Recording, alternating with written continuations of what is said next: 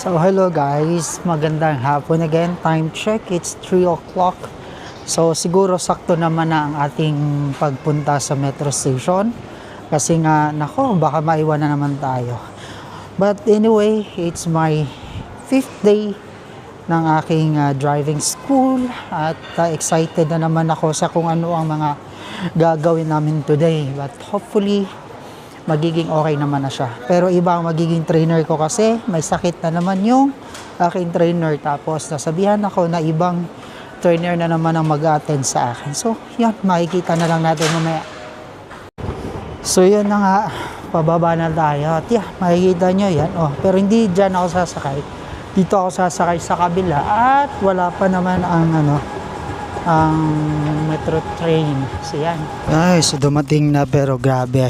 Ito yung pinakamaagang araw na dumating ako dito sa driving school. Nako po, grabe ang paghihintay ko na naman nito. Pero buti na lang hindi mainit. Mahangin lang siya. So yun, ganyan lang siya. Yan ang yan dyan nag-iikot-ikot pagka first day mo pa lang. Tapos the second day, na yan siya, ilalabas na kayo. Pero depende, kasi ako nung first day ko dyan ako for like 30 minutes. Tapos lumabas na rin kami diretso sa highway. Doon na rin ako nagsimula mag-drive hanggang continuous days. Yung pagkatapos ng day 1, day 2, day 3, day 4. Pero yung day 2 at saka day 3 ko, doon ako sa bila nag-L at saka ng P-parking ako doon. Tapos day 4, dahil wala yung trainer ko talaga, so lumabas na naman kami, which I really like the most. Ewan ko na lang ngayong day 5 kung dito kami sa loob mag-PP parking or lalabas, kasi iba na naman ang trainer ko ngayon. So we'll see.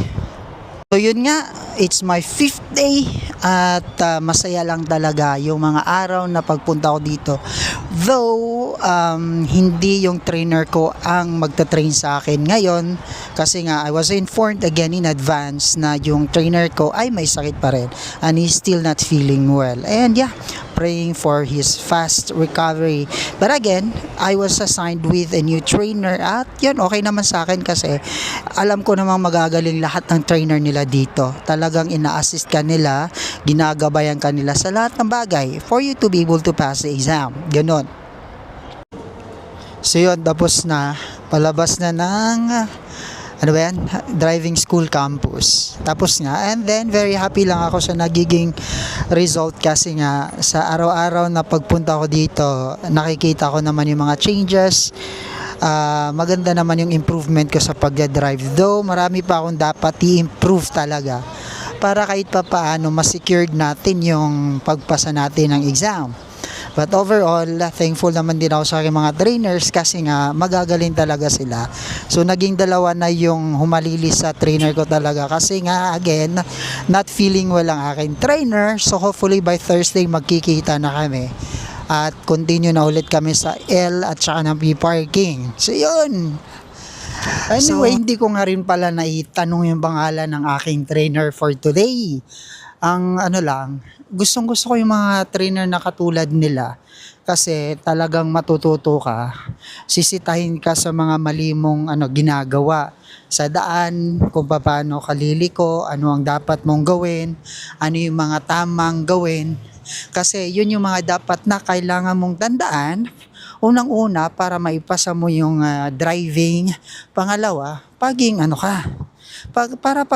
maging matino kang driver, gano'n, 'di ba? And yeah, saludo lang ako sa inyo. I forgot to ask your name, but anyway, I salute you for that. You're such a good trainer.